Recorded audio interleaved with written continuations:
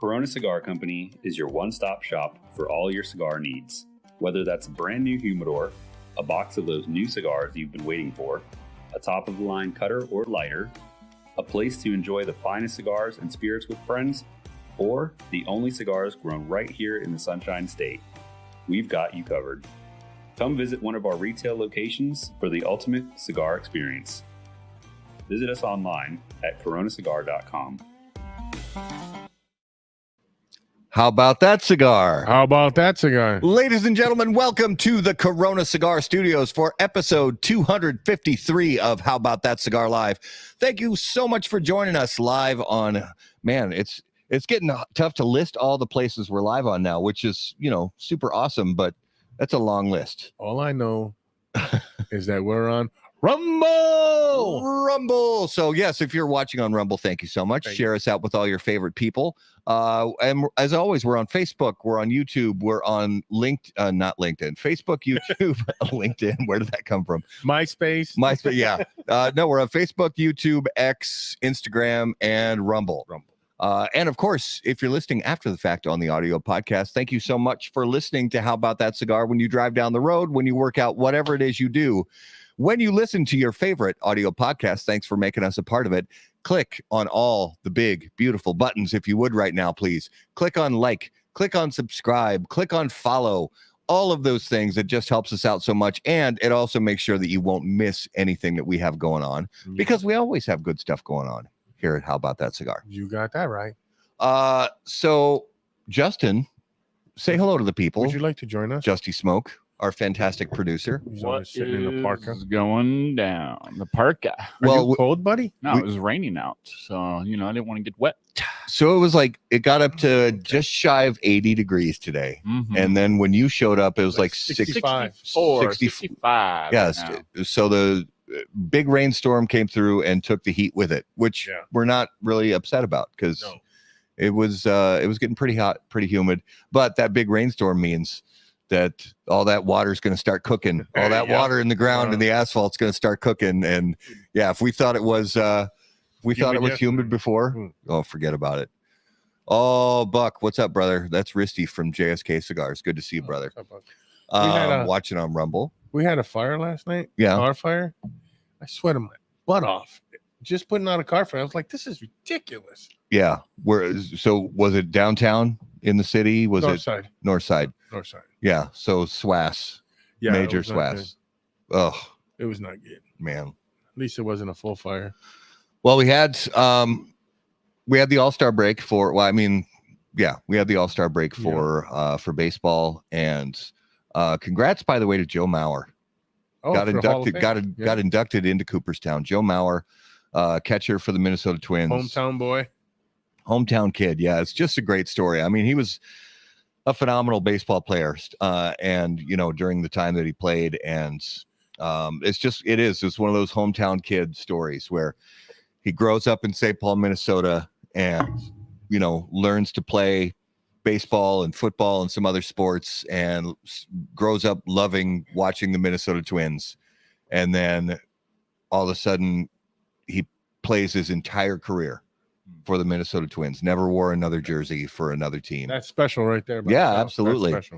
And has an incredible career, and then gets to retire as a Minnesota Twin, and just a few short years later, gets voted into Cooperstown. It's just awesome. He's doing some announcing now, right? I don't know, honestly. I'm not sure if I he's think doing he any is. announcing or not. He is. But he was always fun to watch him play. Class act, kind, humble, Yep. young guy, and grateful to have another Minnesota Twin in the Baseball Hall of Fame.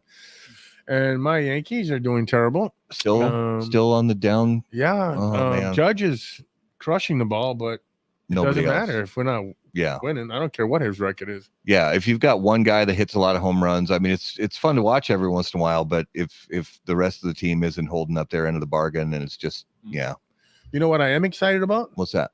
Friday. This little thing starts on Friday. Little things called the Friday Olympics or something like that. Oh yeah, I'm not an Olympic guy. I don't really. I mean, I watch a little, but not just kind of whatever the major events are. I really don't watch the Olympics. I watch more Summer Olympics than I do Winter Olympics.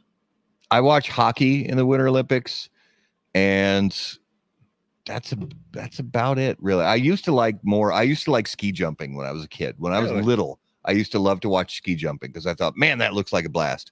And then I went to a facility that actually had like a full-size Olympic ski jump. Yeah. And I just looked at it. I was like, I'm not doing that. No way. Because I've only skied once in my life. Yeah. So you go there and you see this big thing and you're like, people fly off. Nope, I'm not. It looks like fun on TV until you see that jump in real life. You just say no. Remember the Wild Wars of Sports or whatever? Oh yeah, with the dude that crashes. Yeah. That was great. Oh, yeah, man. That will make you not want to ski jump. Seeing that guy basically turn into a rag doll. Yes. Man, don't they have like surfing in the Olympics this year? I think debuting. No, really? Yeah, I think surfing. Is debuting in 2024. It'll be interesting. Yeah, it's going to be in that. Which is cool because surfing really is an international sport. Yeah. It is. It's all over. Yep. So and there's a lot of great places. That I might watch. I might watch that. Yeah, I'll be watching wrestling. Yeah. Until they take it away again. Well, and just real quick about the football season coming up. Your Jets are looking. Your New York Jets are looking a little. I'm not sure what's going on with that. What's the guy their quarterback? What's his name? Mr. Headcase. Let's just call him Mr. Headcase. Aaron Rodgers. I used to love him, and I don't know what he's. Yeah, where's all the excuses you made for him back when he was in Green Bay? Yeah. I don't have a lot of excuses. I don't have back those then. excuses anymore. Let's see if you got the same excuses this year. Yeah, Man. I don't know if he's such gonna. a head case. I don't know if he's gonna play a single snap. I mean, they kind of have to play him because they're paying him so much money. But I don't know. He's gonna be fine. He's got some weapons. He's fine. I wonder if he's taking one too many shots to the head. I don't know. What, ayahuasca goofy. or what? He was goofy. Too many ayahuasca hits. He was goofy when he was at Green Bay. You just had a blind eye. I did. I freely admit that. Yeah, that when he was in Green Bay, he was my quarterback, and I did turn a blind eye. I was like, oh, let Rodgers be Rodgers. And now that he's somebody else's problem, I'm like, hey, I see that. That's not right. That's not right. He's doing that. Right. All right. Yeah. All right. Will Rodgers last a whole quarter this year? I don't know if he will. To think I used to like you, Corey. But Green Bay doesn't have to worry about it. We got Jordan Love and great young team all around. Young quarterback, young receivers. Does Tennessee have a football team? The Titans?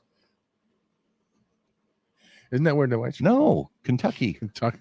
They don't have a football team. Or Virginia. Well, it's that area where Kentucky and Ohio and Virginia all converge. I'm taking shots already. He's not even on. I see you. All right, let's get into this week's Spirit of Mystery, brought to us by Postania Cigars. Actually, it's brought to you by me, but go ahead. No, it's brought to us by your wife. Yes. She's the one that poured this tonight. Postania Cigars. All right. Do you find yourself unsatisfied with the top 10 list from How About That Cigar? Are you wondering how cigars from Postania didn't make the HBTC list but found their way onto other lists? Fortunately, you can be reminded every week with this Postania Cigars advertisement. Postania Cigars, the #1 unranked cigar in the industry. All right.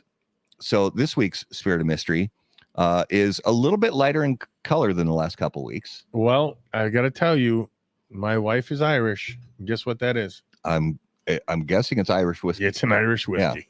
It did. When I smelled it, I was like, this doesn't quite seem like bourbon to me. It's an Irish whiskey. But it's it's kind of sweet, but also like, I don't know, when something smells acidic, if that makes any sense at all. It's definitely not as smooth as the one you had the aroma is not. It's not a bad aroma, but it's not a good aroma either, if that's making any sense.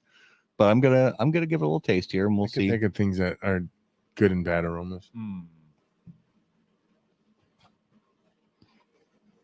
Okay, that's all right. This is interesting because and I know you don't drink, but for those of us, our viewers who drink distilled spirits, a lot of times you'll take that first sip, and as soon as it hits your palate, it's kind of sweet, but then it finishes kind of with a little bit of a funk mustiness to it.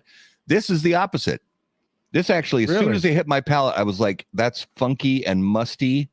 And then it finished sweet, but now the aftertaste is funky again? Pure funk. Like the aftertaste is like forest floor, like wet leaves, like you're walking through a forest right after it rained. So it tastes like a cigar. No. Like a Candela. But there's also some weird, like, I don't know, almost like fruity kind of things that I can't quite figure out right now. But I'm going to continue drinking this. I'll try to identify it later. I'm not a big Irish whiskey guy, so I'm not even really familiar with a ton of Irish whiskey brands, but I do know some. I could tell you it's not Proper 12. Thank God for that. Proper 12. I did try Proper 12 once. And what is with everybody named Matt? Are they all Packer fans? They're all cool people. Oh, it's a good name. Yeah, but Packers aren't. Of course they are. 13 world championships, baby. What are you smoking, buddy? Me? I haven't even lit up my cigar yet. Oh yeah. Let's get our special guest on. Because does he want to be on? That's what the show's shaking his head like no. Well, and it's cool because we don't just have a special guest, we have a gallery of people. So we're excited for that. And on How About That Cigar, special guests always brought to us by our friends at Drew Estate. And following the resounding success of Blackened Cigars M81 Maduro, Drew Estate announced the new Blackened S84 Shade to Black. Wrapped in a luxurious Connecticut Ecuador cover leaf, the experience of this expression is distinctly different from the original M81 Maduro, while still retaining its foundational qualities due to the Connecticut broadleaf Maduro binder and finely filler leaves from Pennsylvania and Nicaragua. Presented in elegantly designed 20-count boxes, Blackened S84 Shade to Black by Drew Estate is available in Robusto, Toro, Corona Doble, and Corona. For more information, please visit drewestate.com. All right, ladies and gentlemen, if you would please help us out, put your hands together, and welcome to episode 253 of How About That Cigar Live from Fat Ash Cigar Lounge. Dwight Adkins, welcome to the show. Hello. Hey, how you doing? What's up, guys? Sorry, Dwight and friends. Yeah, it's a whole community. We've got the whole Fat Ash family here. It's like on draft night, where you're sitting there waiting to be drafted, and your family and friends around you. That's what's going on here. I love it. Nice. I love it. Well, we have definitely drafted you into our roster of Hidden Gem Cigar Lounge. That's what this series is all about, because there are cigar shops all around the country and all around the world, really, for that matter, that maybe don't get the kind of love and attention that they should, because they have made a name for themselves just through pure, kind of the old-fashioned way, through word of mouth and through community and through people spreading the word that it's just a good place with good people. And that's why we wanted to have you on, is because that's we fortunately we know that firsthand, but we've also heard it sort of unsolicited from so many other people in the world of premium cigars. Have you ever been to Fat Ash? Have you ever been to Fat Ash? And I say, fortunately, I have, and it's a great place. So thank you for being on with us. Two of your huge supporters, Paul and Amanda. Paul and Amanda. Hi, guys. Love you, It folks. was a deal. We watched them. They had to watch us. Yeah. Yeah. Actually, it's ironic. We're not at Fat Ash where we would normally be coming to you from, since it's about the Fat Ash Lounge, but we are not even in the state of Kentucky. We're at Smith Mountain Lake, Virginia, on our vacation, our annual company vacation. That's pretty sweet that you bring all your employees, all your family with you there, to go fishing, huh? Well, that's just part of the festivities. We go fishing. We don't do much catching, but I caught 2 today. the wife has caught 2 today. A lot of bluegill. Yep. Yeah. They love me. So we're just relaxing. That's the goal. Yeah. So, what is a bluegill? You've said it a few times. You've never caught a bluegill? What? I don't. Yeah, Ro, you've never caught a Oh. bluegill? I hunt, I don't fish. Yeah, he's a hunter, not a fisherman. They're a majestic fish. It's Yeah. sunfish, very difficult to catch. It's like 1 out of every 1,000 casts you will Yeah. land the bluegill. I mean, you can only catch one bluegill for every one cast. Yeah, exactly. That's- There is a 1-to-1 ratio legal So limit. Is it like a perch? What is it like? It's It's like like a a sunny. like a It's a sun- sunfish or Like a a sunny? Yeah. Okay. Yeah. They're sunnies, bluegills.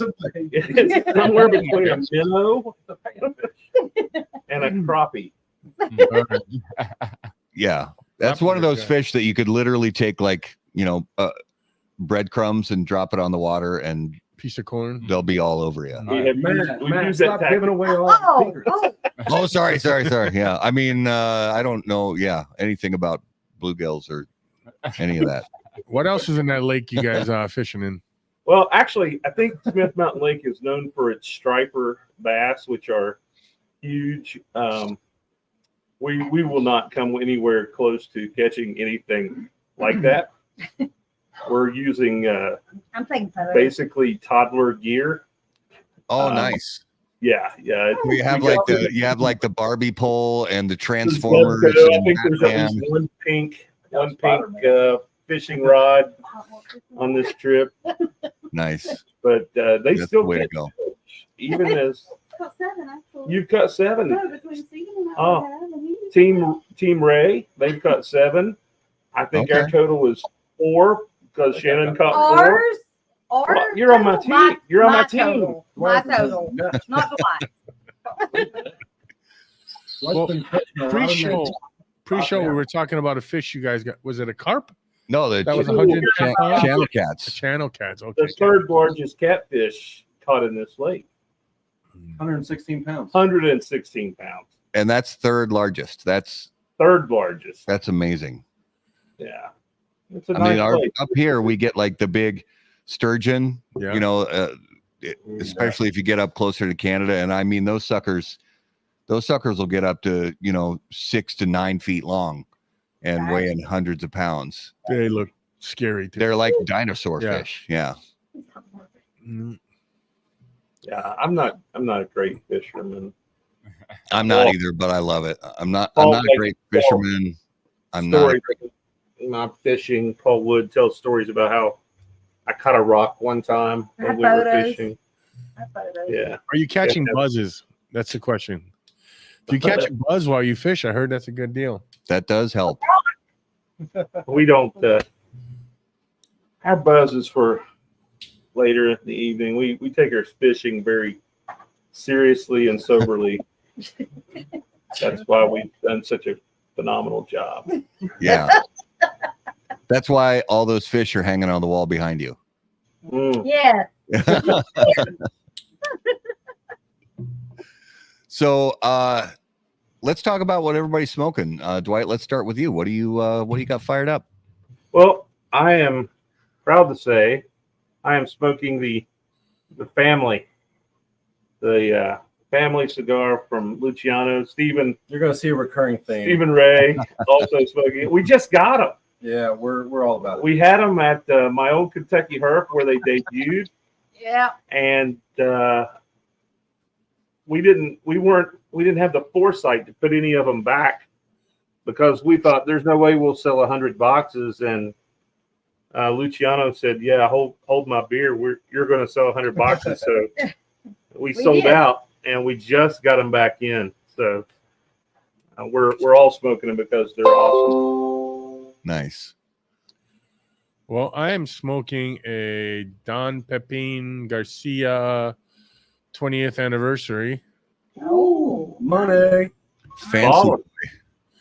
This was sir. actually a gift from my Secret Santa, Crawford. So yeah, I would not pay 40 something bottles for this myself. No, Is it good? No, good Dude. cigar though, right? it's a good cigar. I just wouldn't. Not a I'm not a a good- $46 cigar. No, That's all right. That's Not- all right. not in my budget. Yeah. I'm a simple fireman. What about you, Justy? What are you smoking? I have the Samandier Selection. So I think it's a new brand that we ran into at PCA. Oh yeah.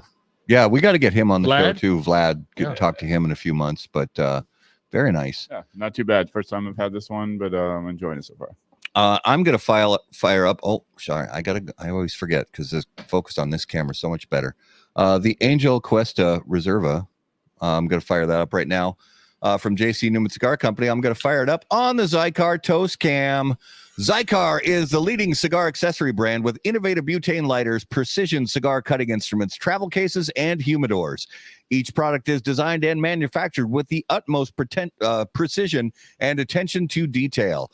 The result is a range of products that exude quality and refinement, reflecting the brand's dedication to excellence.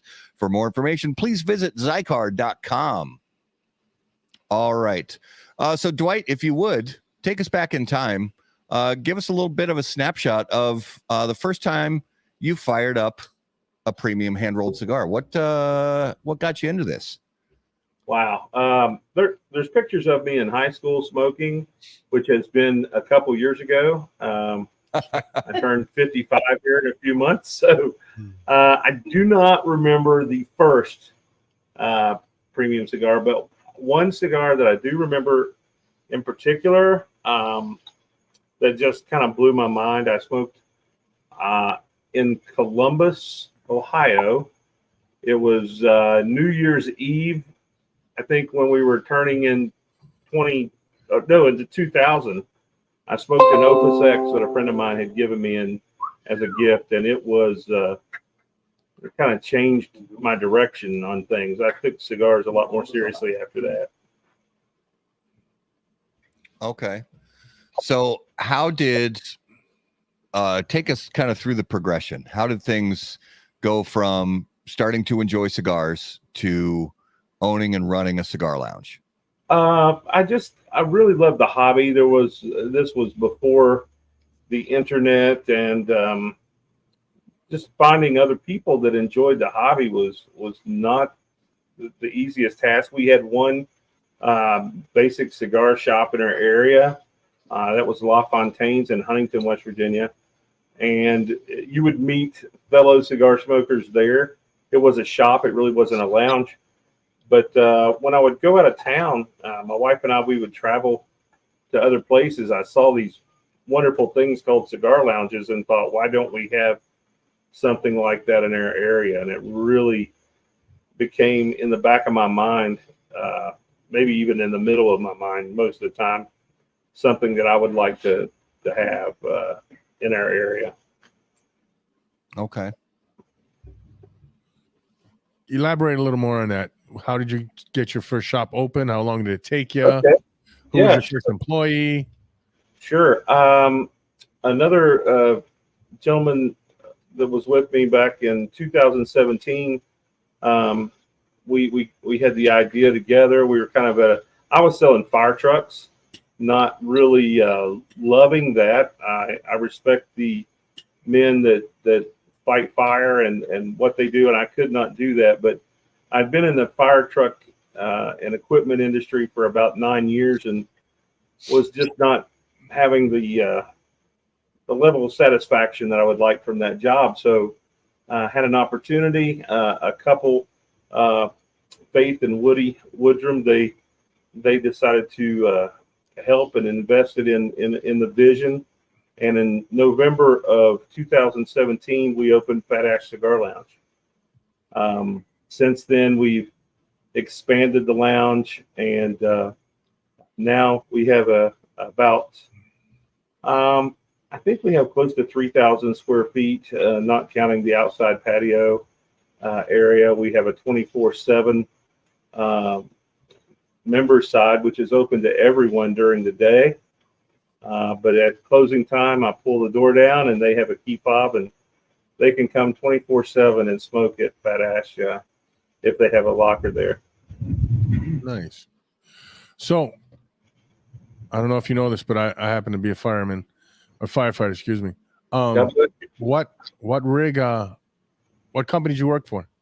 I worked for a company called All American Fire Equipment. They were, back in the day, they were a big E1 apparatus, but they switched gears in the early 90s and, or in the late 90s, and went with, they became a Rosenbauer fire apparatus dealer, and they're like the biggest company in the world as far as fire apparatus. So I got to go to the FDIC and see every make and model of fire truck that there was, and it was a fun chapter of my life. But I like going from helping people put out fires to helping people start little ones now. So That's awesome. I love it. Yeah. I see what you did there. So tell me, all I keep hearing about is the community you have at Fat Ash. Tell us about that. Tell us how you grew that and how you got everybody to buy into it and how you grew that family there. Okay, well, I appreciate you bringing that up, Raul, because that is that's my favorite thing to talk about as far as Fat Ash goes, is the people and the community there. We just, early on, it was decided it's going to be a community first type situation. Like I said, before the internet, I was really having a struggle finding people that enjoyed my hobby. So we wanted to create a space that was comfortable for everyone, and I do mean everyone, to enjoy. We have a lot of female cigar smokers that enjoy coming to Fat Ash, and we just always just wanted to make it that. So you smoke cigars to relax, and it's hard to relax around a stranger, in my opinion. It's hard to do anything enjoyable around strangers, really. So our goal and our mindset was to make sure that there aren't any strangers. So we try to make sure that we greet everyone that comes in. We go into the humidor with them. We try to be relational. We find out where they're from before we ask them what they like to smoke or what they need help with. We just really want to impress upon them that, hey, you're among friends. If it doesn't matter what you smoke, we're happy that you're here, and we'd like you to come back and enjoy and smoke with us. Yeah, there is a real family kind of atmosphere there, and that's something that's I feel like that, and this is, we're pretty close in age, and I feel like, this is the old man in me talking, but I feel like that's becoming more and more a thing of the past, where, it could be a restaurant, or it could be a cigar lounge, or it could be, a movie theater, a church, or whatever, where that sort of welcoming atmosphere, that welcoming attitude has become more and more rare. And it used to be commonplace. It used to be just about any place you'd go to, if it was a local pub, if restaurant, like I said, church, whatever it is, it used to be really welcoming and, hey, we want to get to know you. We're glad you're here kind of attitude from the people there. And now it's become more like you almost get the side eye, or you get a little suspicious look when you walk in someplace and you're not like one of the regulars or whatever. But Fat Ash is not that way at all. Fat Ash is I mean, it's one of the most welcoming places I've ever been to, period, end of sentence. I mean, it's just like, we want you to be a part of this community. We're glad that you guys give off that attitude and that vibe. We're glad you're here, and we want to help you enjoy while you're here, and we want you to be a part of this community. So bravo to you and all the people. And I know that some of the thanks also goes to just the patrons, you know, that you guys have, because you have to cultivate patrons the same way that you cultivate, you know, the cigars that you carry. And you guys have done a fantastic job at cultivating patrons who share that same attitude that you guys have, is people who are welcoming and open and just there to have fun, share knowledge, share a few laughs, even talk about some deeper subjects from time to time. And I got to say, I've really loved seeing what you guys have done, and well done to you guys. Well, thank you, Matt. Appreciate that. It is sad that it's not more commonplace. I do not want the exclusivity on hospitality.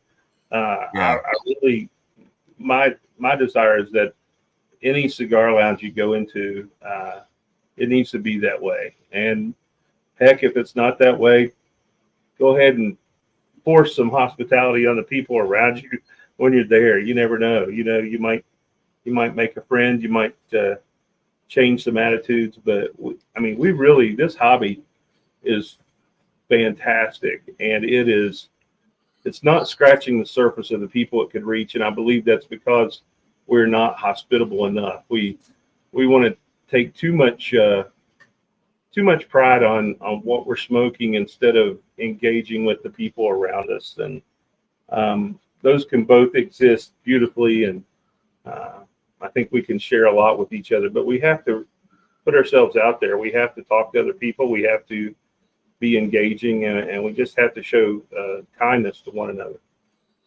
Yeah. And I think that's one of the things that, like, especially today with, you know, the social media age and, you know, things going on where people are, there's just, it seems like it feels like we're being fed this idea that everybody's really super divided and in the world and in the United States, and everybody's at each other's throats and all this. But I've had some of the most meaningful and, quite honestly, difficult conversations about stuff like religion or politics and that kind of thing, you know, with somebody while having a cigar at a cigar lounge. And because I feel like it's real, like there's something real to it, because you're not, you know, typing things back and forth on social media. You're really there together. When you're really there with somebody, enjoying a like-minded, or enjoying a product that brings you together. And that could be, you know, it could be a beverage, it could be a cigar, but it gives you, I don't know, this is just my soapbox thing. I feel like it gives you a little bit of empathy and, you know, towards your fellow human beings. And it's easier to have those difficult conversations in that kind of setting. And, you know, what you guys have done there, it really sort of fosters and encourages that kind of attitude from people. What kind of feedback have you gotten from people who, you know, let's say you happen to have somebody who's a cigar person that's traveling from out of town, happens to be in your area, stops in, picks up a couple cigars, spends an hour or two there. And I mean, I have to imagine so many people have given you feedback that they just fell in love with the place. What are some of the things you've heard from some of your first time and out of town customers? it's fun because we've been there almost 7 years now, and so we have some annual customers. It seems like we see people, that are in the area for work or travel, and they tell us we'll be back, and it's fun when they reunite with us and we get to see them and find out what's been going on in their life in the past year since we last seen them, and it's always great to hear the feedback. Not only the feedback from first time people, but this is vacation season. Obviously, we're on vacation right now, but we get to hear stories of people that went to other lounges, other places, other cities, and they come back and they say it's not like my lounge, And I love the ownership that people take for Fat Ash being their lounge, because it really is. It's a place where, we want them to take that ownership and feel part of it. And to hear that, it's always refreshing. It means a lot to us. We live in a time where if you do something wrong, you're going to hear about it from a bunch of people. But when you do something right, you don't get to hear it as often. So it's refreshing to hear that the people like what we're doing, that we're making a difference, and that the goal for community for a lounge is what it's working. So that's yeah. So I've got to say on that. Steven might have something to say there. You're kind of like the Justin of this tonight. You're Me and Justy. Yeah, you guys got the beards, the better beards and everything. This right here, this cigar right here, this leaf that we're holding and we smoke, breaks down a lot of walls. It does. It opens up a lot of doors, Actually, that I just thought of something. I don't know if I've asked any lounge owners this before, but have you guys ever had, I don't want to say like an incident or anything like that, but where you'll have somebody at the lounge, let's say some people are involved in a conversation, and maybe that conversation gets heated, and maybe somebody, starts acting a fool and being unkind or just being an ass. Have you had any situations where you've had to step in and say, that's not the way we do things here. We treat people like family. Has anything like that ever happened? It's I'm not gonna say it's not happened. It has happened, but really, I think Roll was saying he kind of he called him an asshole. So we don't feed him. We don't feed into it. So, and we don't have any rules posted at the lounge, because I don't enjoy that. I don't like seeing rules posted everywhere. But it is so funny, the people that have your back. I typically don't have to say a word if somebody comes in wanting to espouse a political mindset or trying to stir things up. They're told pretty quickly, we don't do that here. No matter who it is. It's generally not me or management. It's not Steven or Tim. It's the people that are there that are like, yeah, we're not doing that. And so they're kind of self-policing. It's self-policing, and I've seen actually people that I was concerned about, maybe with their attitude, because I had some prior experience with them. But it's amazing what a good cigar and good company around you can do. They kind of fall into the same mindset and as everybody around them, and we really don't have issues like that. So it's been a great experience. It's fun to see. It's fun to see kindness win out in those situations where it's drama is not welcome, and we don't have to say it. It just kind of shows. I like that. Yep. So I want to kind of get into the cigar end of things, because the attitude and the sentiment that you guys have towards your customers, whether they're regulars or brand new customers, that's what really shines through about the place. But you also happen to have a great lounge, plenty of space to hang out and relax. And it's been a number of years since I've been there, so I'm sure it's even better now, but a great selection of cigars. So what, when there's so much going on out there in the world of premium cigars, a lot of great brands, a lot of companies out there want to get space on shelves in shops just like yours. What do you look for, besides just a good cigar? What do you look for when you make a decision whether or not you're going to give up shelf space to a new brand in your lounge, in your humidor? I'm going to let Steven take this because he is the person that spends the most time in our humidor. We do have a very spacious humidor, over 700 facings in there, and he takes all the care of it. I'm going to let him answer that. I mean, he would like for me to talk about it, but really, there's often times where, we're at the point where people want to be in our humidor, and that's a very flattering thing. It's nice that people have heard of us. We've got a good mix of the big boys and also the boutiques. And oftentimes, someone will approach us, whether it's hey, we want to be in your humidor. And I'm like, nope, not right now. And really, more often than not, Dwight's the one that says, no, they have effort, they have passion. Let's take a chance on them.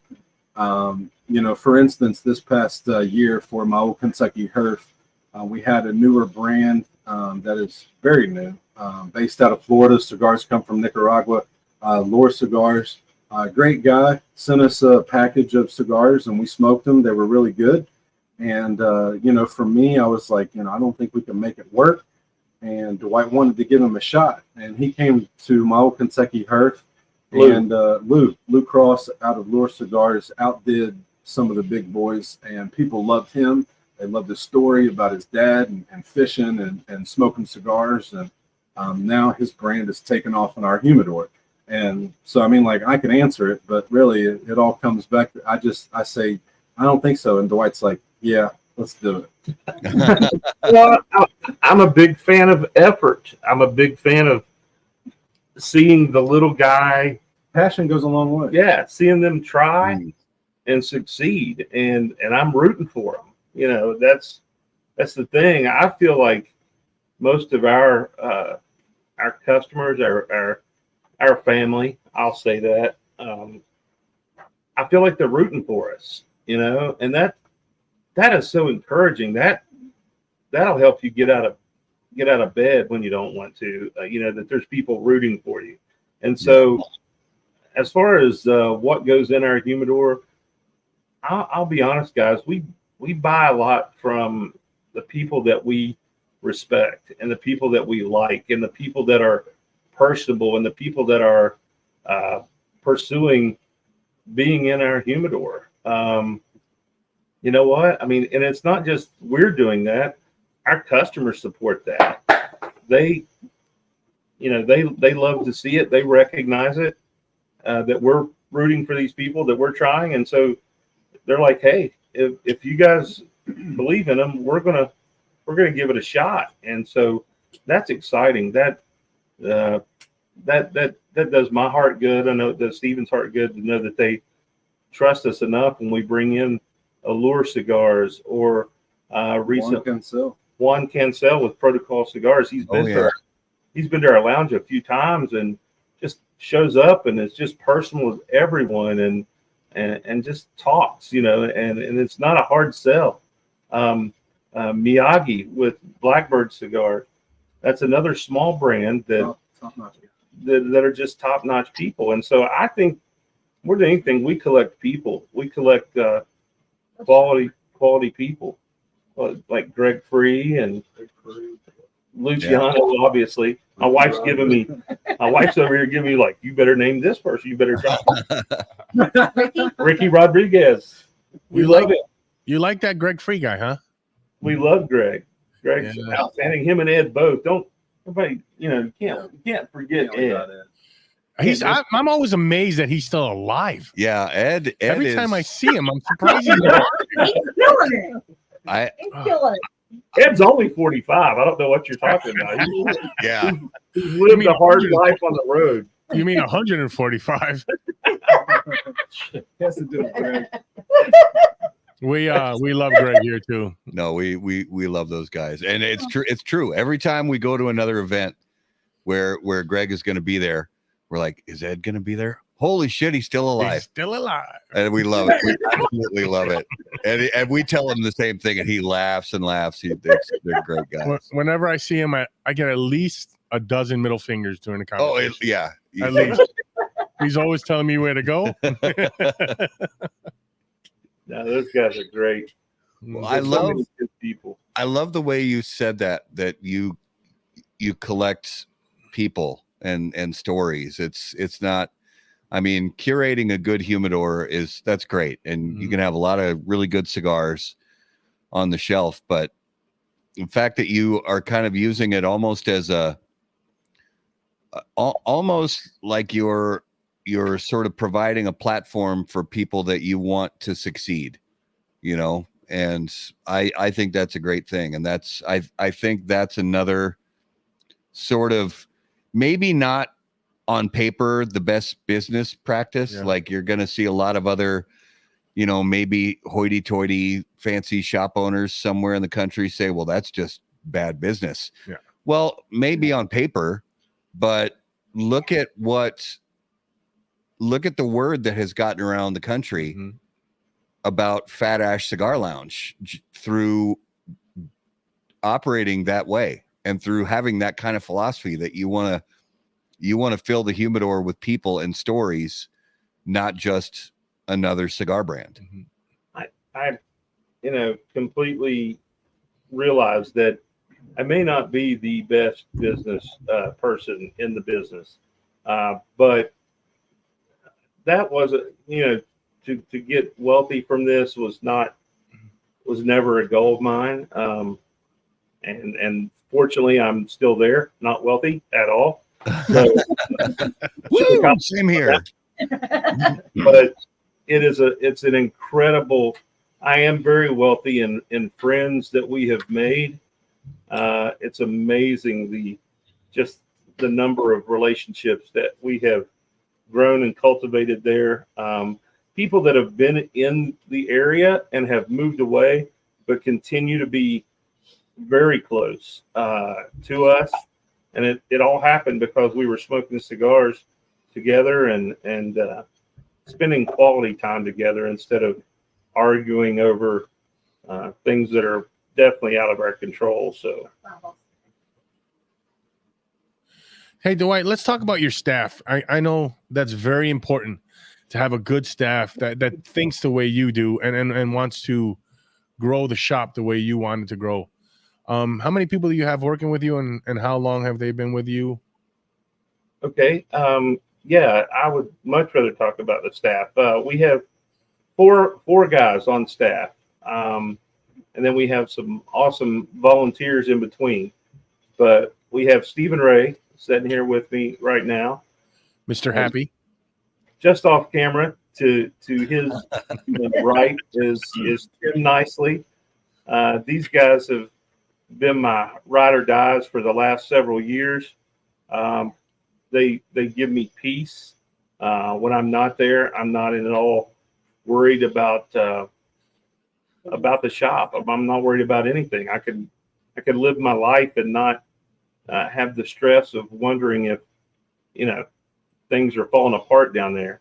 And so the latest addition to our team is Larry Moore, and he goes by Hootie. And Larry is, while we're able to go on vacation here, all of us, because not just Stephen and Tim are here, but my wife, Stephen's wife, and Tim's wife are here in the gallery as well tonight. And we get to enjoy it because Larry is holding down the ship there at the lounge. And he's just a fantastic gentleman. I appreciate him so much, and his wife Betsy and what they bring to the family as well. So, but Stephen takes care of the humidor. He takes care of ordering. He takes care of everything. Our friend Chris says, "What do you do here, Dwight? You don't do anything." and you know what? I'm fine with him thinking that. So, but yeah, man, I love my staff. Tim leads our Bible study that we have every other Saturday. We'll be back this next Saturday at the lounge. So if anybody's close enough to come to our Bible study, it starts at 9:00 this coming Saturday. But yeah, I love them. They run it as if it were their own, and I trust them with anything and everything that I have. That's awesome. Just to pop in and to push some attention back to him. He's the best boss I've ever had. And I know Paul's always kissing his ass all the time anyway. So I'm out as well. But Dwight's a great boss. He makes it really easy. It gives you the freedom to work within your space and within your talent and within your passion. He's the only boss that has ever given me a bonus. He's the only boss that's ever taken me on vacation. I've worked for a billionaire company, and they never did that. So it's good to be a part of a place where you're cared for, not only just me, but my wife, and to know that we're safe, and to know that, at the end of the day, we do this together, and it's the passion and for the leaf and for the people is what drives us. And that's the why. Very cool. That's great, because it does any job you take on after not very long, it kind of feels like it feels better to get the sense that you're a part of something rather than just an employee, and I totally get that sentiment. And I've felt that before from companies that, large and small. I mean, I've been part of large companies where I really did feel like a part of something, but then small companies where I just felt like another employee. And you can have it either way. And I think it's better for everybody. And that it always goes back to the customer and that community of people, because those people that come through the doors, they're going to sense that from the staff. They're going to sense whether or not they're just punching a clock and scanning barcodes on a register, versus wanting to know the person that they're helping pick out cigars and wanting to know their story and wanting to then, once they ring them up, then, help them find the best place to sit, have a seat with them, swap stories, that kind of thing. Customers can sense that from a mile away. Sure can. Yeah. If we weren't sincere, I don't think you're not going to fool many people. And why would you want to if that's not your heart? So, it's great. The people that support our lounge, they, like I said, they love on us. They bring us food. They bring us stuff. They treat us like part of their family. And volunteer. What's that? They volunteer at the herd. They volunteer. Yeah. That was one thing that some of these reps, they've been to the lounge. We've had an event and it's closing up, and everybody's moving chairs and emptying ashtrays, and they're like, "What is happening here? What are you talking about?" And they're like, "These are your customers. They're taking out the garbage. What is going on?" Yeah. And I'm like, that's the way we do. Families. It's their lounge. They bought in. Yeah. And that speaks volumes. We've been to plenty of places where you can't find it. We've been to so many places where it's like, the clock strikes whatever, and they're gone like the wind. Ghost. And actually that kind of brings me to, I want to definitely talk about my old Kentucky Herf, but before we get to that, I want to talk about some of the other stuff that you guys do in your shop to just make it more fun, because you can have the cigar shop and the lounge open during regular business hours, and that's great, and people have a great time doing it. And then you can have some special events where, you know, a cigar brand will come in and do a brand event, and they'll do some deals. They'll give away some swag. You know, maybe somebody will come and make some food or whatever. And those are also a great time. But you guys go really above and beyond for even more than that. That you'll have live music. You'll have, you know, different events there in the shop where.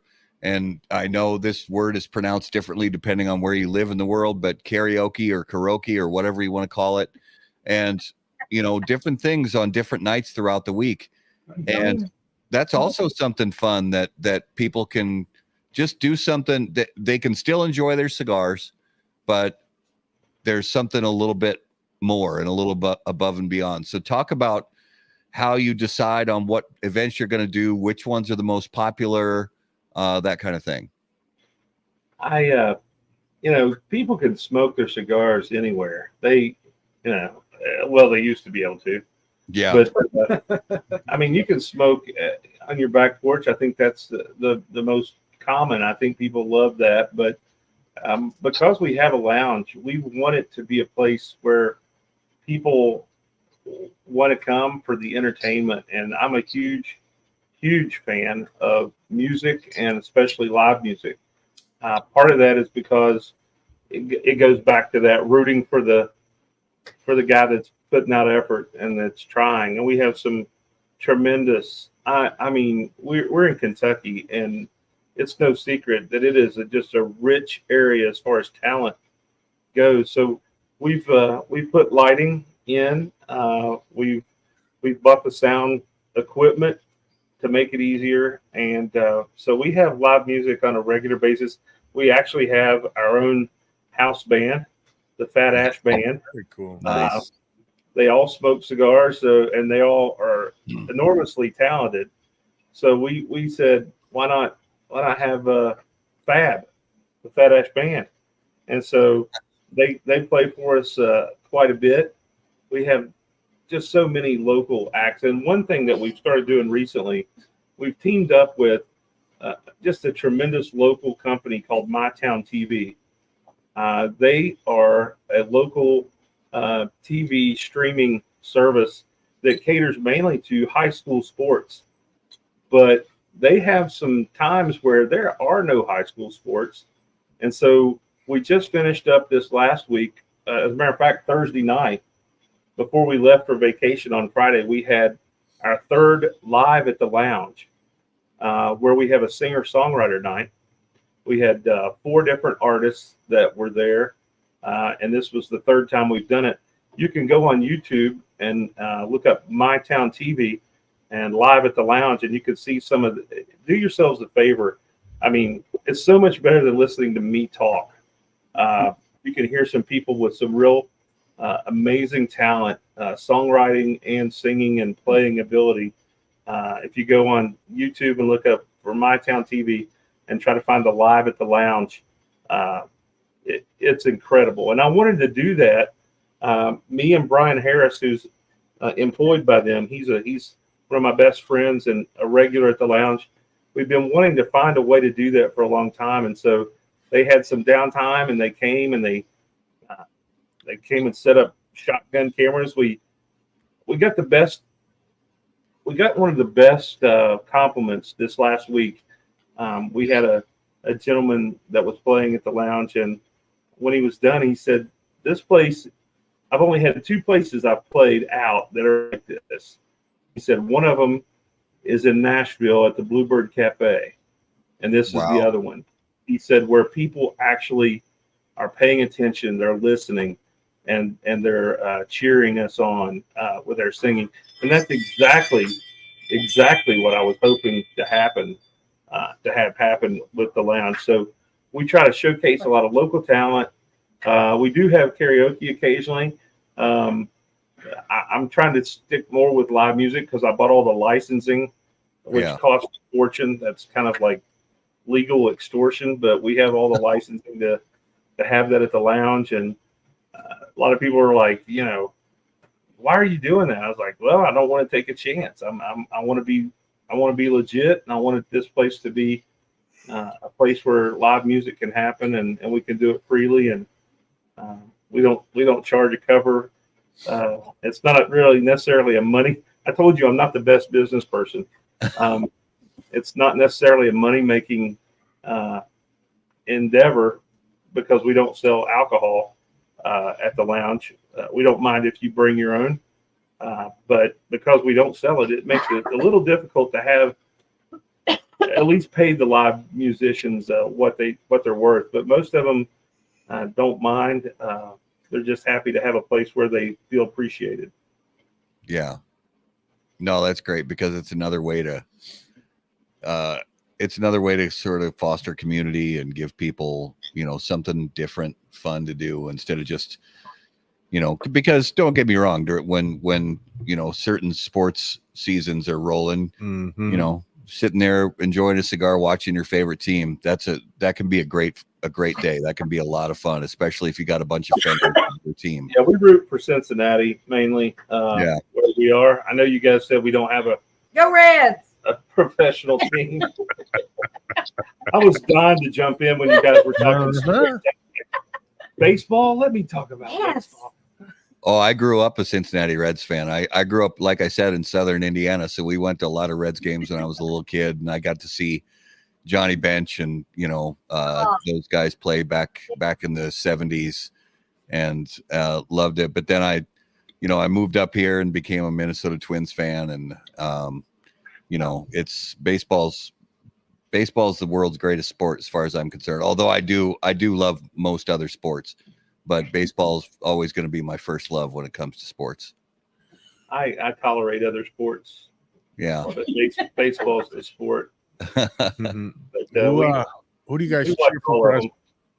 Who do you guys cheer for as far as football? Green Bay. Yeah. I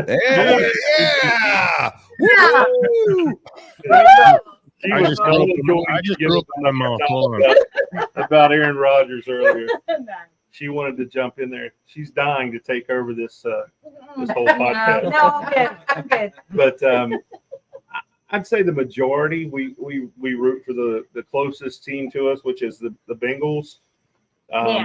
Joe Burrow and his famous national championship with LSU, where he in uniform lights up a cigar in the locker room. That did it for me. I never rooted for the Bengals. I was, as a child through my 40s, I was rooting for the Dallas Cowboys for some strange reason. And one day I just decided, you know what? This team is not really bringing me any happiness or joy in my life. Joy at all.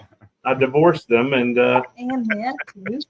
started rooting for Seattle for a season. They won the Super Bowl, but then they got political, and I said, nope, not doing that. And so we kind of landed on the Bengals and the home team, and that makes it fun for all the locals that have been lifelong Bengals fans. They need something to cheer for because it's not been easy. Mm-hmm. Well, tell me, I'm a Jets fan, so I can feel the pain. It hurts. You choose to be a Jets fan. I have no choice. It's not a choice. It is a choice. You can divorce your team. No, I can't do it. I've done it. That was a decision that a 9-year-old boy made. I'm a grown man. I no longer have to root for the team with the star on their helmet. Mm-hmm. So let's get back to one of the other nights that you were talking about. Let's get back to Saturday nights. Let's talk about your Bible study. How'd that come about? The Bible study was something that we have done it every other Saturday since we opened in 2017. And the reason for that is I grew up in church. I got aggravated, upset with some things at church. And so I just left the church for about 18 years. And I started going to a Bible study at a cigar lounge back in about 2015. And from there, I met some wonderful people that were facilitating the Bible study there, and fell back in love with it. Started going to church. it was actually a church that Stephen was part of. He was the first face that I saw when I showed up when they invited me. And my wife, she got baptized shortly after that. Yeah. My friend Paul Wood and his daughter, they were both baptized shortly after that. Yeah. And just so many wonderful relationships happened as a result of me finally being obedient and going back to church. So whenever I opened Fat Ash, I knew what it had done for me in my life. And there was just no question about it. We were going to have Bible study. And so we do it every other Saturday. And it's a great time. We open up early. We leave the front door open, but we open at 9 a.m. every other Saturday so that we can be there for a couple hours and study God's Word. Tim Nicely, he is the facilitator and leader of our Bible study. Tim, He won't lean over, but come on. Lean in. here, Lean in. Come on. Get Come over here. on. There he is. There he is. There he is. He's here. But we've got to witness a wonderful, just number of people become interested in learning more about God's Word and about Jesus, and so we're unashamed of that. We promote it. When I remember, I post it every week that we're having it every other week. But yeah, Stephen is actually a pastor at his church, and I'm one of the pastors of my church. So we love it. There's nothing better than Jesus. So even cigars, no in comparison. So that's so what we do. I got another question. I have Bible study at my house on Thursday nights every other week. We're going about 9-10 years now. How do you keep that excitement going? We're starting to lose some of that, and I'm kind of struggling with that. So how do you keep that going? If you don't mind me talking about this, man.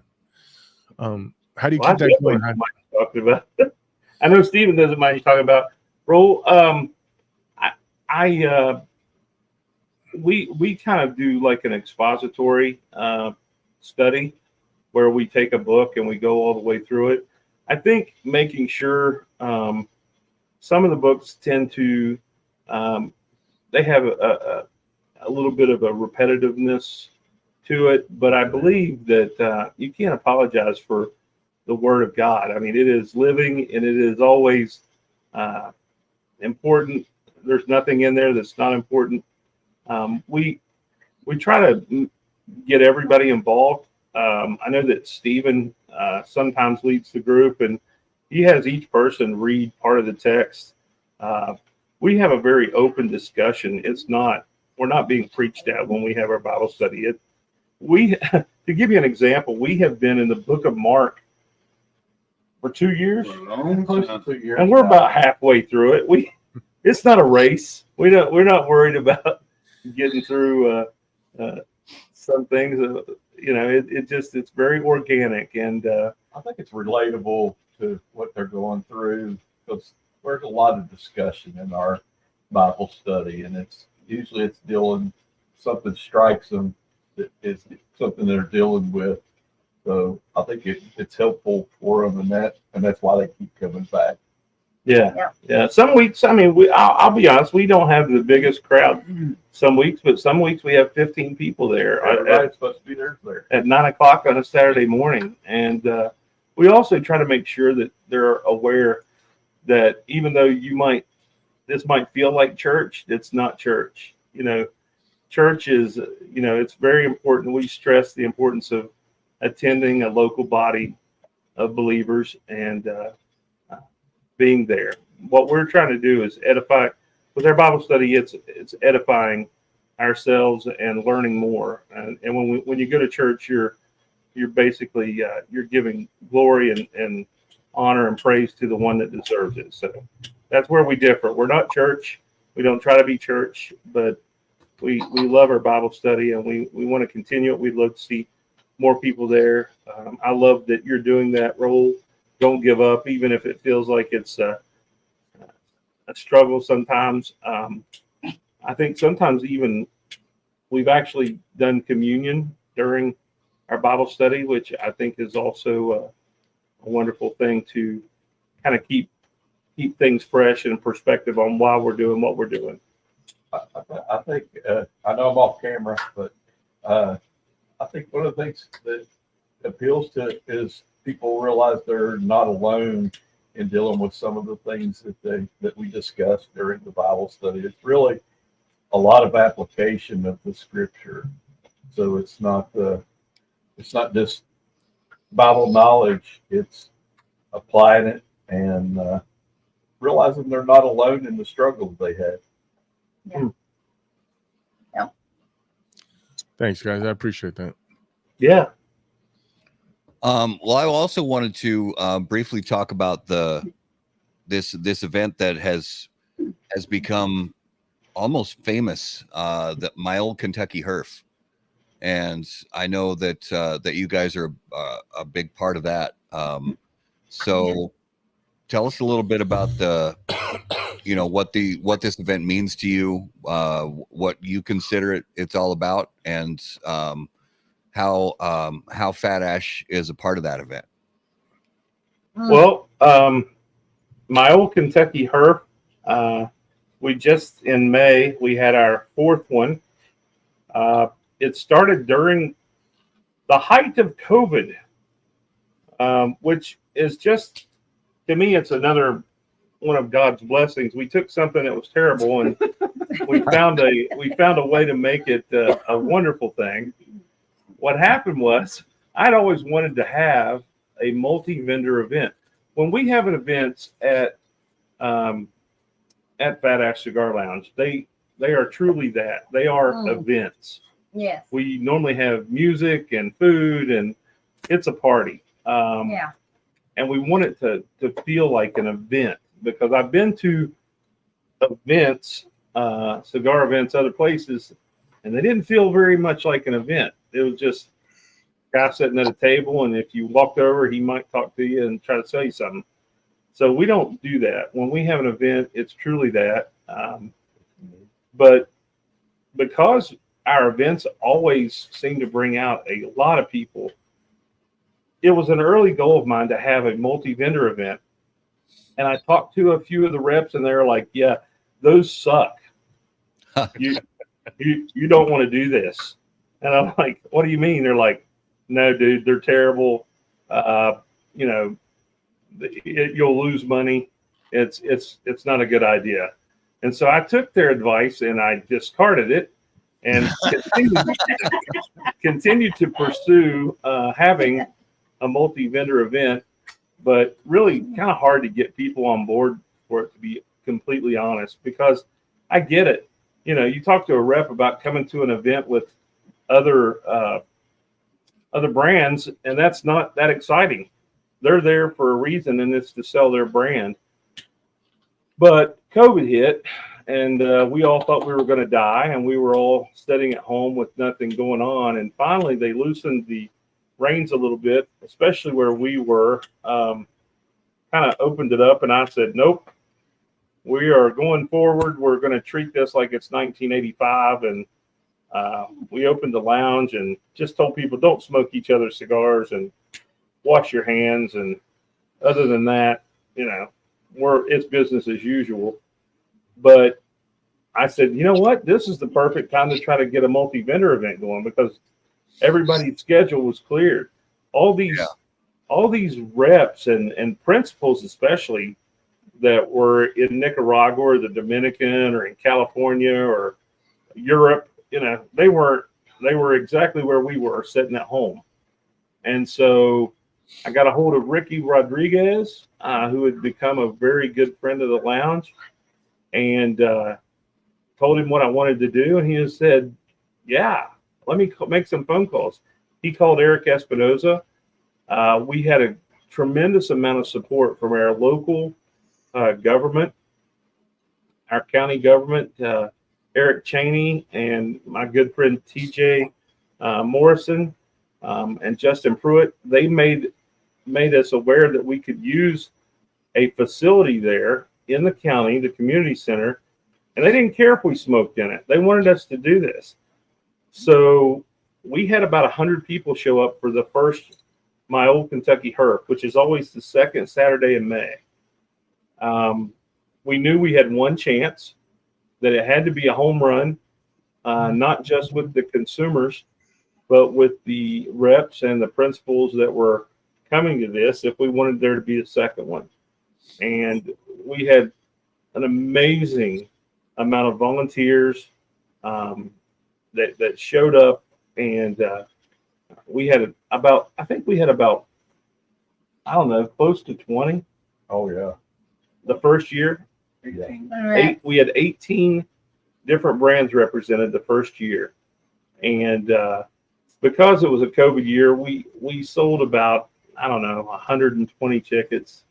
I was a little sad afterwards. I was like, man, I thought we could have had way more people here. And my good friend Rob from Rocky, Rob Wilson from Rocky Patel, he said, dude, he said, you're in Ashland, Kentucky. This was an amazing event.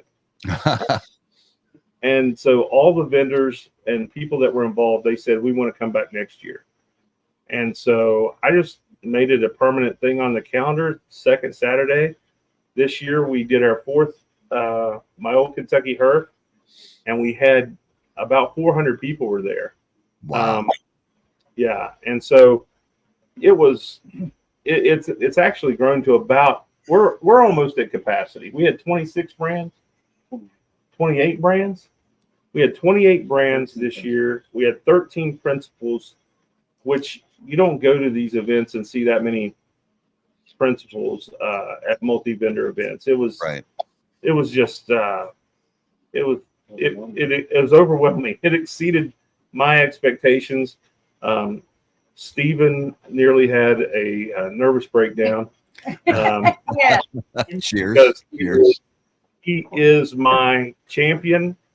His OCD makes sure that that everything between him and my wife. Yeah, he's the boss. I love him. The OCD between these two really makes me want to go and hide. But they makes it work. They made it work. They make it's a very organized event, and we're very proud of it. And we're looking forward to My Old Kentucky Herp #5, which is going to be amazing. Will be on May 10th in 2025. So the fifth and final installment. Possibly, yes. Takes a lot of work, but it's a lot of work. We'll keep on doing it as long as the people come out. Yeah, we've heard nothing but great things about it. One of these days we really do hope that we can make it down there. Mother's Day weekend makes it a little tough, but from everything I've heard from you guys and from others, it's completely worth it. Yeah. We just say bring your mother with you. Yeah, this year. Yeah, we're going to try to do something special for mom. We bring your mom, and we're gonna do some kind of a special if you bring your mom. I don't know if it'll be a discounted ticket or what, but this year we're going to get mom involved because we couldn't do it the first week in May because that's the Kentucky Derby. Yeah. So we ended up doing it second week in May. Maybe a little short-sighted on our part with Mother's Day, but it's not on Mother's Day. It's the day before Mother's Day. Right. Yeah, we can drive back. Drive back? Yeah. Yeah. Absolutely. Drive back that morning. I've made that drive. It's every single person that bought a ticket to My Old Kentucky Herp, they received a cigar from each of the 28 brands that were there. So, I mean, it's a phenomenal time. We have live music. This year we had the unveiling of the family cigar. Oh yeah. About $100. Yeah, it's been a great thing. We love My Old Kentucky Herp. We'll continue to promote it. We may need to talk to you about a sponsorship or something. I don't know. Well, we'd be honored, honestly. And our friends at Founder Cigar Company look like they want to be number 29 here in Founders. Minnesota. 29. We were very lucky too with Luciano and Ricky to do the maker as well. Yeah. For our third year, that was quite overwhelming for just our third year doing a multi-vendor event. Yeah, we did the Munchies with Risty, and then we did the maker with Luciano and Ricky. That was a limited 120 boxes, and then Maybe it's been 100 boxes. They sold out. And those were 10 count. Yeah, 10 count boxes. Those sold out. It was a phenomenal cigar. And then this year we were able to do the family, which is an Ecuadorian Habano with a Brazilian binder, and then every country under the sun for the filler, which leaves it that Luciano mark with a distinguishing complexity but approachability. It's a very good cigar. Nice. We'll be shipping that in August. Got it. And speaking of Luciano, did you guys recently become an official Luciano Lounge? Is that something new? That is new. That's been. You guys are the first to cover it. Yeah, it's been surreal. Luciano, he announced it at My Old Kentucky Herb that we were the third Luciano branded cigar lounge. We have been approached in the past about other companies becoming this lounge or that lounge. But when Luciano talked to me about it, he said, look, I want this to be Fat Ash Lounge. But he said, because I believe in what you guys are about, I would love for it to be branded also with the Luciano name. And he exemplifies what I want to be.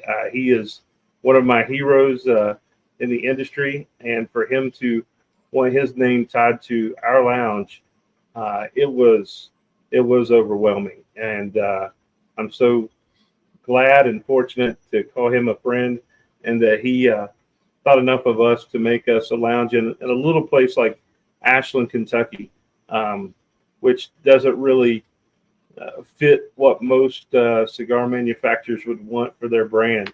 They would want to be in the big cities, New York and Chicago and LA and those places. And Luciano, he wanted us, he wanted Fat Ash to be part of his company as well. So we're just overwhelmed and flattered and honored to be a Luciano branded cigar lounge. Love it. Awesome. Is it? What do you think? Is it time? I mean, I have to go check my watch. It's in the truck. Can I come right back? I think it's time. Oh, I think. it's time. All right, guys. It is now time for this week's Numero de los Muertos. And as always, Numero de los Muertos brought to us by our friends at Smoke Inn. Honestly, agree with the goat to tell you about Smoke Inn's Cigar of the Month Club. Every month, I personally handpick 5 premium cigars. Another great feature is our Double Down Club. With a simple check mark, you can get double this great selections every month and save $10. Every month, there's a special discount code where if you like any of the selections, you can get them at a special discounted rate for our Cigar of the Month Club members. We've made it super simple. All you gotta do is log into your account. There's a little green button there. If it's green, you're active. You want to take a break going out of town, simply hit the button and you'll deactivate your membership. We get the stuff out on the 28th of every month. Our membership bills on the 28th, and we get every member's package out on the 28th if it's a shipping day. All delivered to your door for $34.95. 5 great reasons on what makes Smokin' Cigar of the Month Club the best club out there. Check it out. Peace. All right, Numero de los Muertos, episode 253. So the number this week is 47. 47. 47. 47. Do you guys know how to play this game? Do we know how to play this game? Yeah. Yeah, we know how to play this game. Oh Yeah, yeah. there we go. Good. So sport there. and the number is 47, and this is United States only, and at least they only have stats for United States. And I'm going to say this is for the last 35 years. 35 years. So 47 people died from this. 1.2 a year. So I'm going to say this isn't a cause of death so much as a location. Location in the U.S. Yeah. New York City. No, there's a lot more people die in New York City. So this is spread out over how much time? It's a particular type of place. It's not a particular geographical location in the U.S. It's a particular type of place. Like an event center? Green Bay Packers Stadium. No. Okay. No, because this is 47 people in 35 years. Coal mine from David Floyd. Nope, not coal mine. People falling into wells from Braxton. Nope. How many people died in a hot air balloon accident? No? I don't know. I think we did a hot air balloon we might have done hot air balloon forever ago. Yeah. I'll have to go back. Is this on land? It doesn't really. I'd say the vast. I'd say most, if not all of them, are on land. Although some of them are probably air or water. But our local Jesus Santos death at the library. Death at the library. Ooh. How do you die at a library? Of boredom.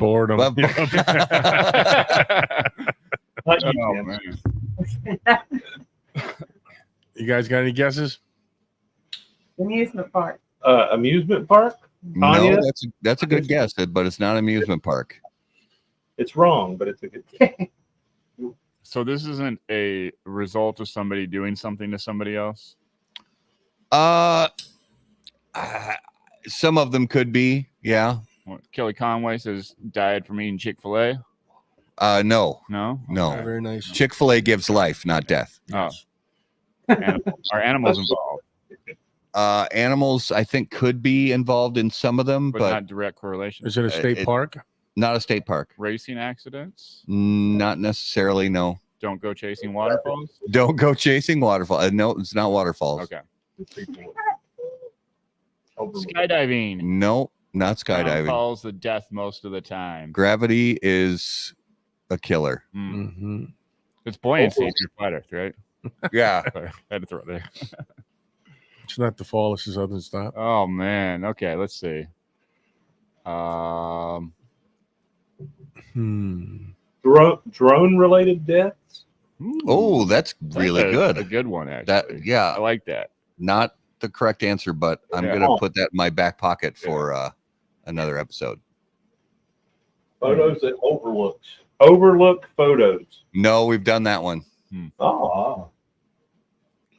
I'll say this could be technically classified, although it's a very broad definition, but it technically could be classified as a workplace accident. Yeah. 35 years. My ex is 35, so talking with my ex. Ooh. I don't know. Being snowed in. Not being snowed in. Okay. Firefighters? Nope, not firefighters. Cell phone fires. No, not cell phone fires. Is it a natural event from Luciano? Not a natural event. I'd say when I say workplace accident, it's a very particular type of workplace. It's not medical. Not medical. Military. Not military. Schools. Not schools. Hot dog eating contest? Yeah. No, not hot dogs. Not falling in grain silo. Not grain silos. Are they on a farm? Not farming. Think. I'm trying to think of hints that won't. Beekeeping. Not bridge collapse. What was that you said, Dwight? I said beekeepers. They being stung to death by bees. No, not beekeeping. Bungee jumping. Zoos? Not bungee jumping. Not newspaper press. Not zoos. Zoos? So this particular workplace is it's varied. It can be anywhere in the country. Carnies.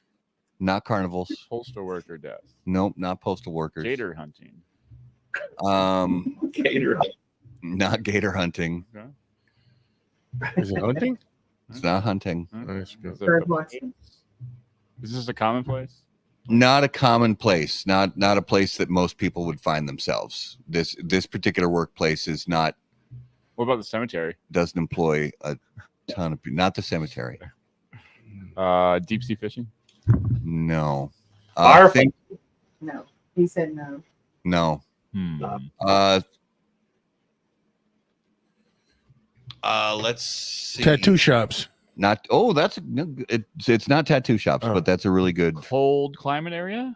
Cold. It could be any. Okay. It's varied. Chimney sweep. Not chimney sweep. Landfill. Not landfill. Glory hole. Decks. David, go back to sleep. You're drunk. Electrocution. Not electrocution. I mean, it could. Some of them could be. It's again. This is not a particular cause of death. Oh, okay. It's a particular type of workplace that could be anywhere in the country. Power fat place where they no. It's. I want to give this hint, but I feel like it's just going to give it right away. Think mortuary death. Somehow it's in some way, shape, or form. It's related to entertainment. Okay, not telecom cable towers. Not telecom entertainment. cable towers. Is it at concerts? Not at concerts. Drowning when installing irrigation system. No, not irrigation system. Roadie mishaps. Roadie mishaps. I like that. That's not it, but I like that one. Not bourbon distilleries. So entertainment. Think the entertainment industry. The theater. Not the theater. Movie theaters. Not movie theaters. Set of rust. That sounds familiar from last week. So keep going with that. Set of rust, like movie sets. Just movie sets. Yes. Okay. It is movie sets. Okay. So there's that 3 in a row. That's 3 in a row for Raul. Holy crap! Come on, Raul. Between 1989 and 2023, 47 people died on U.S. movie sets, and more than 150 sustained life-changing industries or life-changing injuries. I think Baldwin, yeah, he didn't he get 4 or 5? He's got the record. I think, I think that was just the one for him. But and that does not include the filming accidents that are undocumented in investigation records or the Occupation of Safety and Health Administration's database. So there's probably more than that, but these are just the ones that are officially on the books as someone died as a result of their work done on in some type of accident that happened on a movie set. This could be an actor, it could be a producer, it could be a stunt person, a lighting person, whatever. And that's just going back to 1989. This could, I mean, who knows? Because you know how OSHA and all that stuff, I'm sure the Motion Picture Association has their own sort of version of OSHA. Yeah.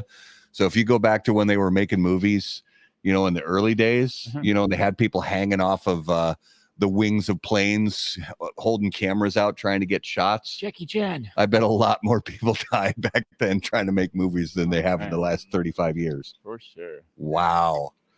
So that was this week's Numero de los Muertos.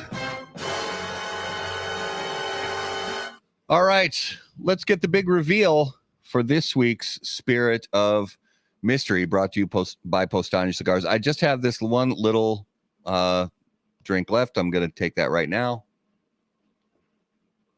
What you got? Not my favorite. I would say. You don't like Irish? You don't like Irish people? I love Irish people. I'm one of them.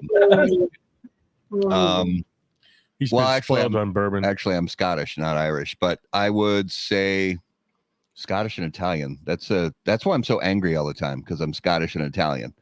That's but sorry, back to the whiskey. I cannot see myself purchasing a bottle of this after trying this. I don't really know Irish whiskey brands very well. I know some of the bigger named Irish whiskey brands. I know Jameson, I know Redbreast, That's about it. Honestly, if I really couldn't even, I'll just say this is Jameson. You ever heard This that? is Method of Madness. Method and Madness single pot still Irish whiskey. I've never heard of that before. That's what I'm here, bro. To broaden your horizon. You're here to let me take a closer gander at that. Method and Madness single pot still Irish whiskey, matured in sherry and bourbon barrels, finished in chestnut casks. I've never heard of finishing in chestnut before. 92 proof. It does taste a little hotter than 92, but it's just kind of got a medicinal kind of Robitussin sort of thing going. Not bourbon. It's not bourbon. It's not That's bourbon. the problem. Yeah. See, Dwight gets me. I think he knows a thing or two about bourbon. Just a little bit. A little bit. Yeah. It's from Kentucky. Exactly. But, I've been to Asheville. I've been to Asheville once or twice. So I think, yeah, not for me, but hey, I'll give it to you in a year. See how you think. they can't. Yeah, that's just it. Yeah, they can't all be winners, but who knows? Maybe a year from now, I'll love it. I doubt that. All right. Let's get into the lightning round brought to us by our friends at J.C. Newman Cigar Company, America's oldest family-owned premium cigar maker, creators of the popular Brick House, Perla Del Mar, Diamond Crown, and The American. J.C. Newman Cigar Company operates out of their 113-year-old El Reloj Cigar Factory in historic Cigar City, Tampa, Florida. For more information on their cigars or visitor experience, please visit jcnewman.com. All right, Dwight. These are important questions, but they're not cigar related, but they are very, very important. Very, very important. So, Dwight, if you were about to get into a fight, what would your soundtrack music be? I'm going to go with some Ko Wetzel. Cole Wetzel? K-O-E Wetzel. I am W-E-T-Z-E-L. I am I unfamiliar. want you to become familiar with them. You're going to like it. Noise Complaint is my favorite album of theirs, but they have some newer stuff. But I'm looking it up on Spotify as we speak. I got to know more about this. All right. While I'm looking this What's up. the name of the album? Noise Complaint is the name of the album, but Fuss and Fight is a really fine selection. All right. I am now following that artist on Spotify. I will let you know. Okay. If tomorrow after I'll listen to some of that tomorrow, I'll let you know if that's gonna be a part of my regular playlist. All right. Let's I haven't asked all right, so I'm gonna ask you this other one too, Dwight, because I haven't asked this question to anybody in a while. So if you could have an unlimited supply of one thing for the rest of your life, now you cannot say cigars, money, or time, but you could have an unlimited supply of something for the rest of your life. What would it be? I'm going to go with Milo's Peach Tea. Milo's Peach Tea. Nice. Yeah. Okay. I have a feeling that's a regional thing. I think maybe they're from Alabama. Mama? There's a restaurant in Alabama called Milo's, but we serve proudly Milo's sweet tea, their unsweetened tea, their extra sweet tea, their half and half, Arnold Palmer style. But the best beverage that I've ever tasted is the Milo's sweet tea, the peach sweet tea. Love me some sweet peach tea. Ooh. Oh yeah. Maybe just every once in a while, just for the fun of it, just throw a little bourbon in there. Oh yeah. Oh, sure. I mean, it's just an idea. I'm not saying that we have to roll with it. I'm just saying that I might be something I want to try. I'm a lover of a lot of things. You can tell. I ingest many things, but that peach from Milo, really wonderful product. Let's go with the next question then. Speaking of ingesting, yeah. So, Dwight, what do you think is the most overrated fast food and the most underrated fast food out there? Ooh, okay.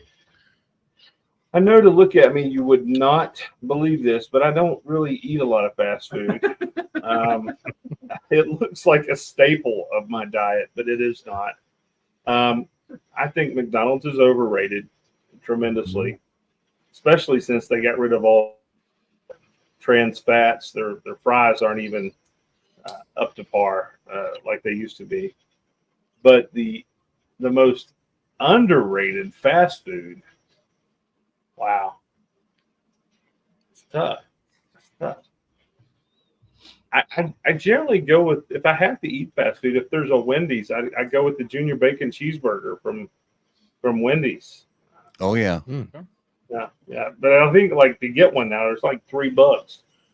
They used to be $1. They got me through college. Yeah, I just went to Wendy's for the first time on Friday, I think it was. Ever? The first time in for the first time in sorry, I should for the first time in honestly probably 5 years. Yeah, okay. With my son, we had to go pick up some stuff at a door to install down in the basement, and I was like, well, it's right there by Menards where we got to pick up the door, so we'll just go to Wendy's. And it was pretty good. It was first time, like I said, first time I've had it in a number of years, but it was pretty good. Did you have their blueberry shake? No, I got the the son of the Baconator, which is the miniature. Yeah, that's what David Floyd was just talking about that. Yeah, I mean the Baconator is great, but it's just too much food. Yeah. When I was 25, it wasn't too much food, but now it's like, no, forget about it. And my son got the they used to call it the 4 for $4, but now with inflation, it's not $4, so it's like 4 for what they call it. I think they call it a beat. I'm a victim of profiling with that question. It may seem that way, but it absolutely is exactly that, Dwight. Okay. No, I'm joking. We asked everybody that question. Let's ask this guy about food. He knows some stuff. All right, Dwight, you ready? Yeah. All right, the zombies are coming. You get 3 people from the cigar industry to be on your zombie apocalypse survival squad. Who do you pick and why? Okay, well, I listened to the podcast that you did with Paul and Amanda Wood, and Amanda picked me as one of her people. Yep. That was very flattering. I don't have any idea why she would have. Because she can outrun you. Said that, yeah. Because she can outrun me. Sacrificial lamb. That's a long list of people that can outrun me.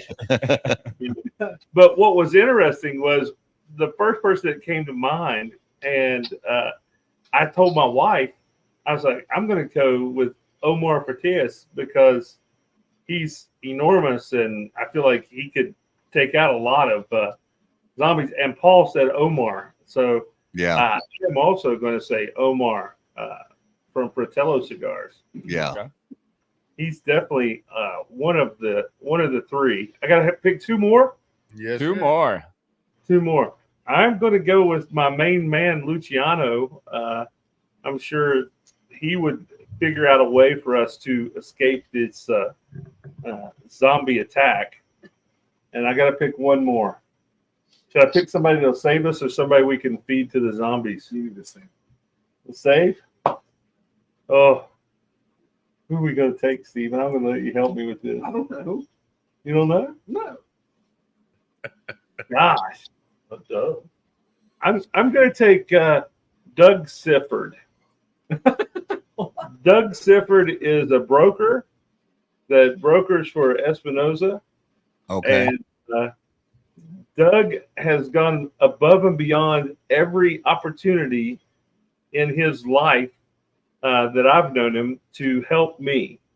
So because of that, I would select Doug Sifford, our broker for Espinosa Cigars. What else does he broker? He brokers Oscar Rojas. He brokers LH. Rojas. He brokers LH Cigars with Nick Cirrus. But Doug, only because anytime that he is, I've needed help, he has been above and beyond willing to help me. And so that's my third one is Doug Sifford. I love it. Love it. All right, let's jump into Notable Smokables for this week. Notable Smokables brought to us by Don Doroteo Cigars, a brand with both purpose and passion, dedicated to creating change from within. By developing their own land, they're able to own the entire process throughout the life cycle of the plant. They methodically carry out each step, ensuring that the final product is of the finest quality. The new Salt of the Earth lines, Piedra Viva and Piedra Angular, are available now at Don Doroteo retail partners. Visit dondoroteo.com to learn more. All right. So, guys, on Notable Smokables each week, we name a cigar that we smoked recently that was notable to us. Now, this could be a cigar that's been on the market for decades that we tried again for the first time in a long time, or a cigar that's brand new to the market that we tried for the first time ever. Now, Dwight, what's something you smoked recently that really stood out to you? Recently that I smoked that really stood out to me. Yeah. I sound like a homer, but I'm gonna say the Foreign Affair. Oh yeah, from Luciano. It was a situation where it's been about a week ago. I smoke all over the humidor. I try not to play favorites. I smoke all over the humidor, and I grabbed a Bellicoso size Foreign Affair, and about halfway through it, I was like, "Why am I not smoking this cigar more often?" Because it is phenomenal. It just hit, and I think that can happen with a lot of cigars, where you just revisit. But the Foreign Affair, the Bellicoso size in particular, for me this past week, it just kind of made me stop and say, "Wow, that's delicious." Nice. Justy, what's your notable this week? Let's see. I want to have a picture of my phone this week because I didn't take too many pictures. But I went with a Casa Rodriguez. It's just some cigar I think I got like 5 years ago at some rolling event or something. But I looked them up. They're out of Dominican as Edición Limitela or something like that. But it was good stick overall. So okay. What about you, Raleigh? Mine is going to be the Lost Paradise. Oh yeah, by Boofy and the tall guy. Caldwell. Oh, Caldwell, the tall guy. The tall guy. Yeah, he's another tall one guy. of the reasons why I love it is because of the band. That brand is hilarious. That band is awesome. Yeah. But it was a nice medium cigar. Had a bunch of flavor. Nice.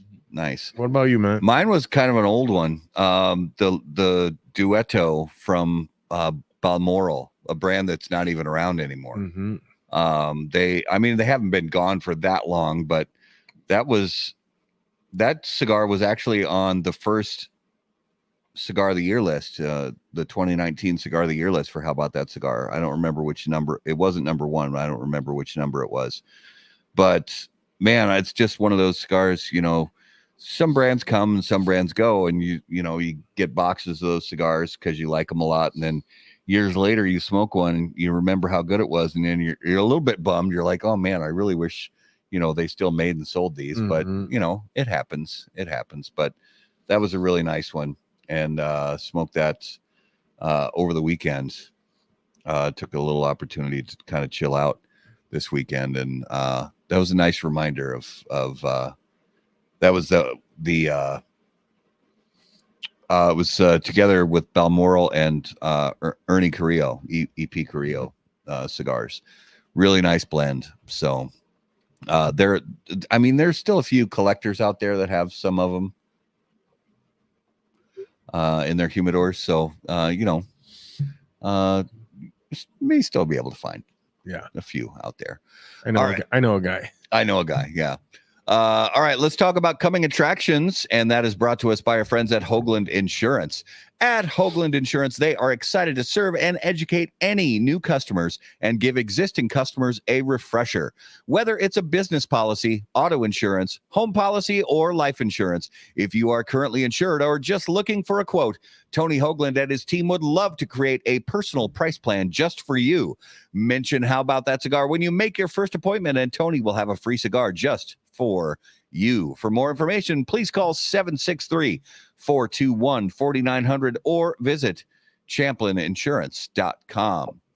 All right, next week, July 29th, we have the 5th installment of the Cigar Industry Hive Mind. This cigar show is where we have one small change this year. So every year in the past, it has been Abe DeBabna from Smoke Inn, Skip Martin from Roma Craft Tobacco, John McTavish from Developing Palates, and Charlie Minato from Half Wheel. This year, all the personnel are the same, except from Half Wheel, instead of Charlie Minato, this year we have Brooks Whittington from Half Wheel. So we still have all the same groups or companies represented. There's one more edition. Mm-hmm. Oh, and sorry, It's Raul. my first one. Yes, that's right. This is your first. Yeah, because you started right after. Yep. Yeah. So Hive Mind, it's pack a lunch. We'll try to put bathroom breaks in there because the Hive Mind is always like an insanely long, like, I don't know, 3 or 4 hour show.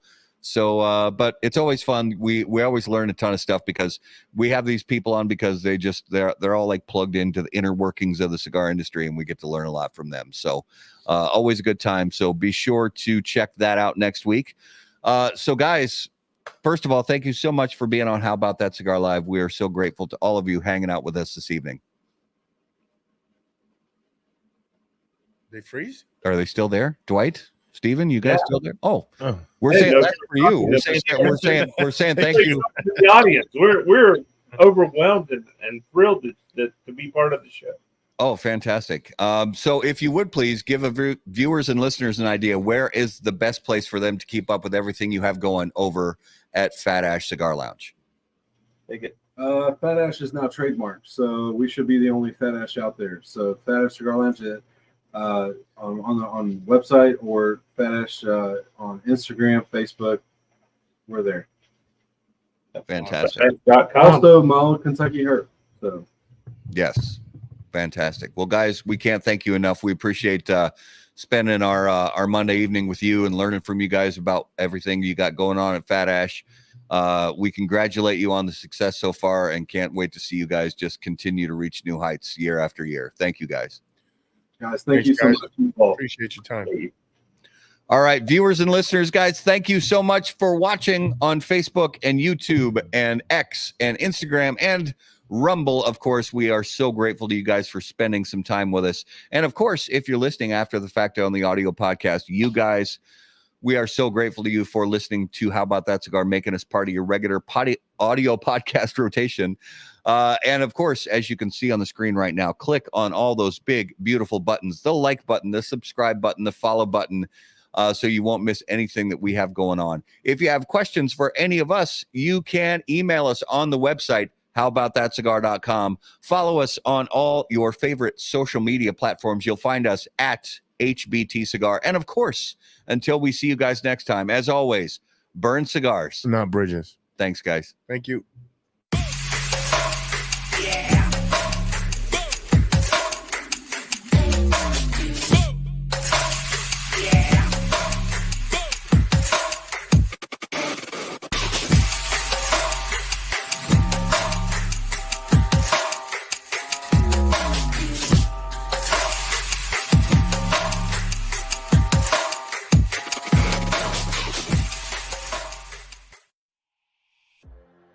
Any comments, opinions, viewpoints, or statements presented or uttered by guests on the HBTC podcast, HBTC live video streams, and all other media from HBT Media LLC are solely those of the individual and do not necessarily represent the opinions or viewpoints of How About That Cigar or its parent company, HBT Media LLC, any of our advertising partners, or the premium cigar industry. The primary purpose of How About That Cigar is to entertain and to encourage activity and growth within the community of people who enjoy or want to learn about the enjoyment of premium cigars.